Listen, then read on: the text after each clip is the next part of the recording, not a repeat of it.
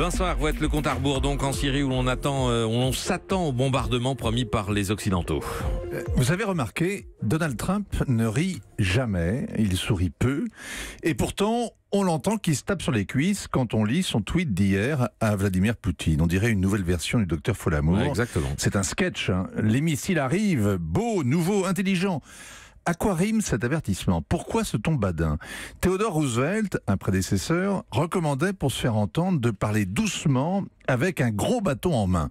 Personne n'a imaginé se faire respecter avec une boîte d'allumettes au milieu de la poudrière et en fanfaronnant au mégaphone « Attention, j'arrive ». C'est d'autant plus surprenant que Trump prétend qu'il faut toujours rester imprévisible. Alors il y a un précédent. Il est déjà arrivé que les présidents américains et français préparent ensemble un raid de représailles au Proche-Orient, qu'ils les justifiaient comme un raid de dissuasion, qu'ils s'en vantent par avance et que leurs militaires se coordonnent et qu'au dernier moment, ils cherchent à éviter l'escalade en disant à l'ennemi « c'est pour rire ».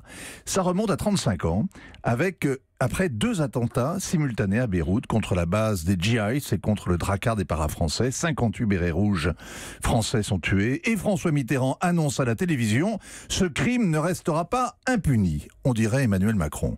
Le lendemain, les super-étendards d'école du Clémenceau, au dernier moment, les Américains ont jeté l'éponge, mais les Français continuent, seuls. On ne peut pas confondre François Mitterrand et François Hollande qui lui avait renoncé en 2013. Les bombardiers français tapent dans la béca un groupuscule chiite pro-iranien, le futur Hezbollah, sauf que les miliciens viennent juste d'évacuer les lieux. Pourquoi? Parce qu'ils ont été prévenus. Par qui? Par le plus haut fonctionnaire du Quai d'Orsay. Pourquoi?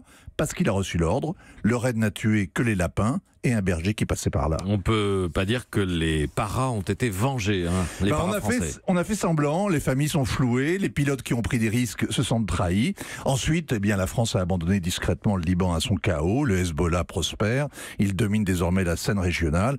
Et pour cela, il a payé le prix du sang. Le Hezbollah fait la guerre depuis 35 ans avec tous les moyens, même légaux. Le terrorisme est aussi répugnant que les gaz. Morale de l'histoire, ou leçon de l'histoire. Quand on fait la guerre en Orient, on ne fait pas semblant. On ne fait pas le malin en tweetant. On ne fait pas la morale à la télé en prétendant l'imposer aux affreux. On ne fait pas la guerre à 10 000 pieds en espérant qu'il n'y ait pas d'escalade. On serre les dents, on se prépare à encaisser, c'est dur, c'est long, c'est cher, ça fait mal.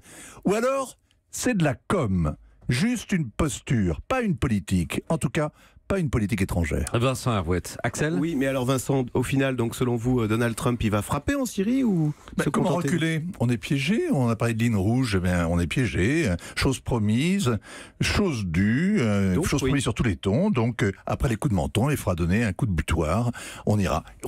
Il l'a déjà fait, oui. Il y a un an, 50 Tomahawk. Sauf si les Russes mettent eux-mêmes des lignes rouges qu'il ne faut pas franchir. Parce que il faut là, faire très attention, voilà. mais c'est pour ça que justement on prévient, attention, les missiles arrivent, soyez gentils, laissez-les passer. Europe 1.